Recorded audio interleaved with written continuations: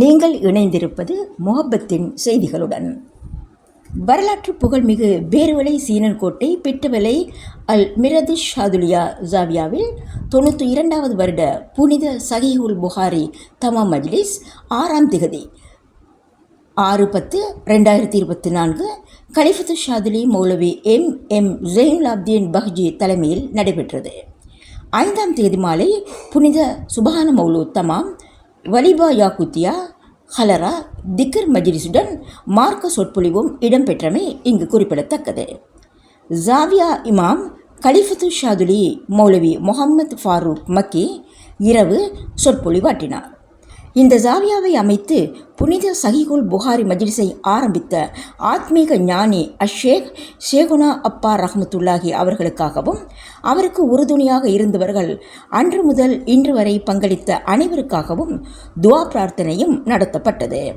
தமாம் மஜ்லிஸில் கலிஃபத்து ஷாதுலி மௌலவி M Fazlan Ashrafi அவர்கள் விசேட சொற்பொழிவாற்றினார்.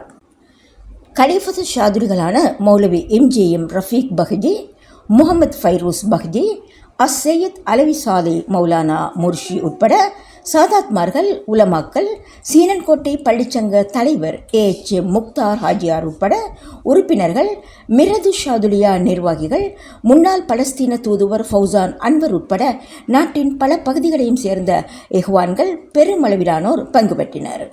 நாட்டின் சாந்தி, சமாதானம், சுபீட்சத்துக்காகவும் பலஸ்தீன மற்றும் லெபனான் மக்களுக்காகவும் மஜ்லிஸ் இறுதியில் கலிஃபத்து ஷாதுலி மௌலவி ஜெயினுலாப்தீன் பஹ்ஜி துவா பிரார்த்தனை புரிந்தார்.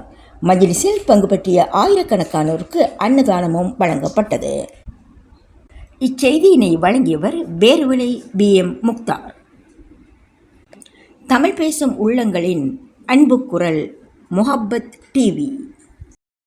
பாதுகாப்பு என்பதாகவும் எத்தனையோ தேவைகள் நிறைவேற்றப்படுகின்றன என்பதாகவும் அந்த வரலாறுகளிலே இருந்து நாங்கள் காணக்கூடியதாக இருக்கிறது.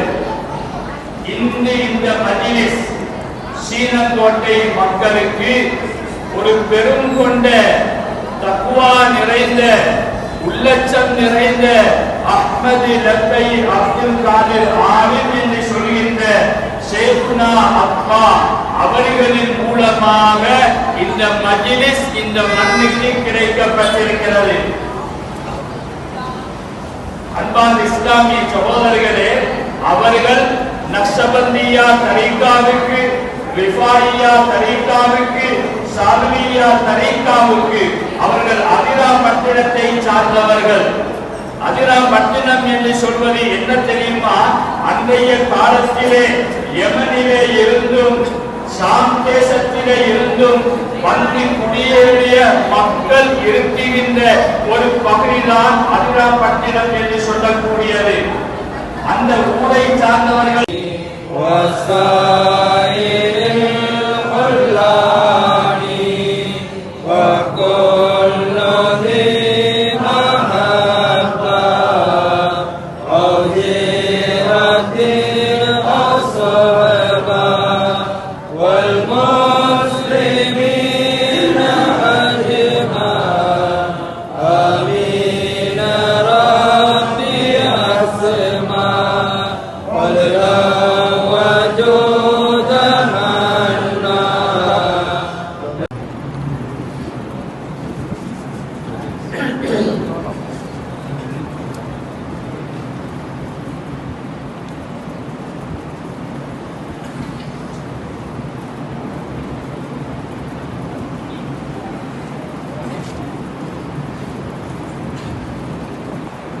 الحمد لله رب العالمين.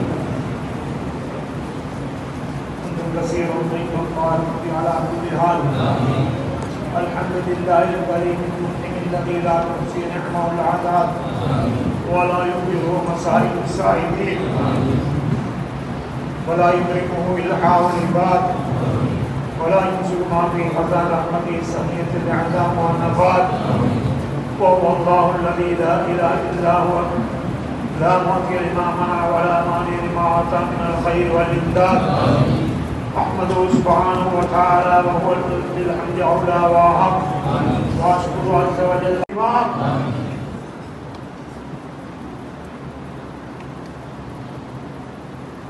محمد بن اسماعيل البخاري رحمه الله في هذا المحل فضلا منك ومنا وأن تجره حجة لنا لا حجة علينا في هذه الدار وفي تلك الدار وأن تطل على من ألفه وكتبه وقرأه وصح برحمتك ورضوانك آناء الليل وأطراف النهار.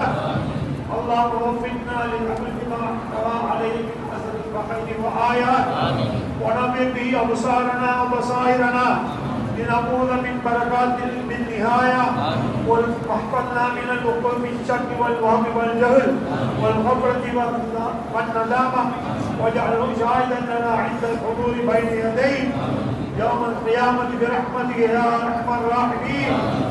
اللهم إنا نتوجه إليك بأوجه شفاعتيك وأكرم من أقسم بحقه عليك نبيك الطاهر النصير الكريم الحسيب خير الناس من العجم والعرب سيدنا محمد بن عبد الله بن المطلب ونسألك اللهم واستر لنا العورات وآمن الروعات واغفر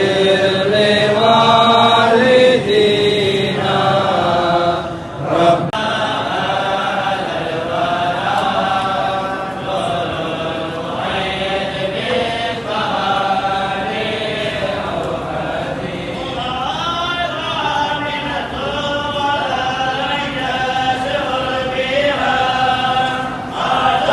وأشهد أن لا إله إلا الله وحده لا شريك له شهادة صدق وحق وأشهد أن سيدنا ونبينا مولانا محمدا عبده ورسوله المبعوث إلى كافة الخلق.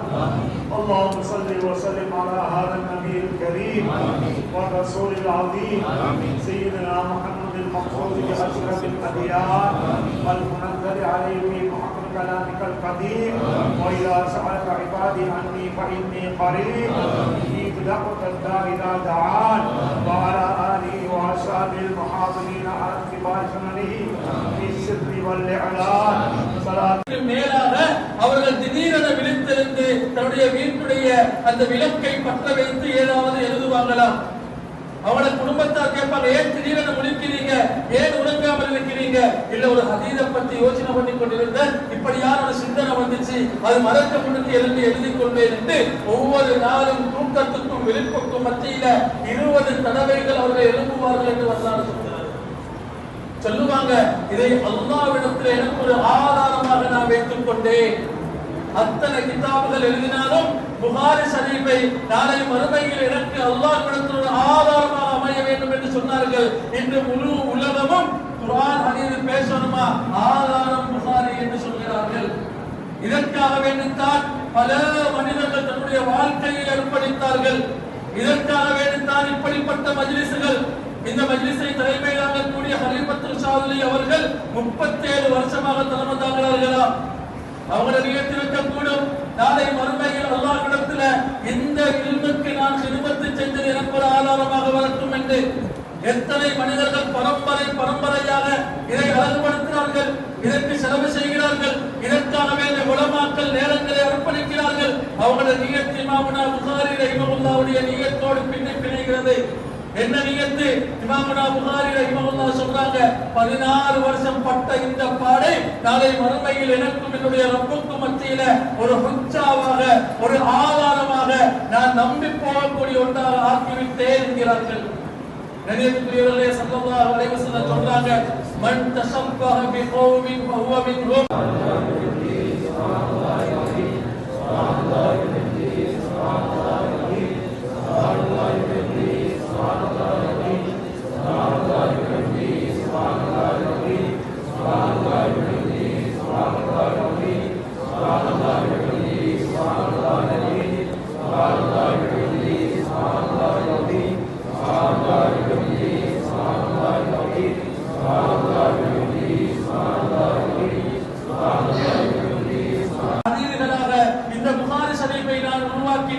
உருவாக்கிவிட்டு சொல்றாங்க, ஃபைன்னி ஜஅல்துஹா ஹுஜ்ஜத்தன் ஃபீமா பைனி வ பைனல்லாஹ். இந்த கிதாபை நான் உருவாக்கினது 16 வருஷ கஷ்டத்தையும் துனியால எந்தவித லாபத்தையும் நான் எதிர்பார்க்கவில்லை. நாளை மறுமையில் என்ற ரப்பு என்ன அழைத்து, புகாரியே, அபு அப்துல்லாஹ்வே, முஹம்மது பின் இஸ்மாயிலே, நீ உன்னுடைய வாழ்க்கையில் என்ன செய்தாய் என்று கேட்டால், யா அல்லாஹ், இதை நான் செய்திருக்கிறேன் என்று மறுமையில் அல்லாஹ்விடத்தில் முன்வைப்பதற்காக இந்த புகாரியை நான் உருவாக்கினேன் என்று இமாமுனா புகாரி ரஹிமஹுல்லாஹ் சொல்லி காண்பிக்கிறார்கள். கண்ணியத்துக்குரிய அல்லாஹ்வின் நல்லடியார்களே, அதனுடைய பாக்கியம் இமாமுனா புகாரி ரஹிமஹுல்லாஹ் 16 வருடங்களாக பட்ட கஷ்டத்தை பற்றி அறிஞர்கள் சொல்லும் போது இரவுல நிம்மதியாக தூங்க மாட்டார்களாம். இரவிலே அவர்கள் ويستغفرنا تلاوته يا عالم الاسرار منا ان توفقنا للعمل بما جاء به من القواعد والاحكام وبما رواه الائمه الثقات عن رسولك عليه افضل الصلاه.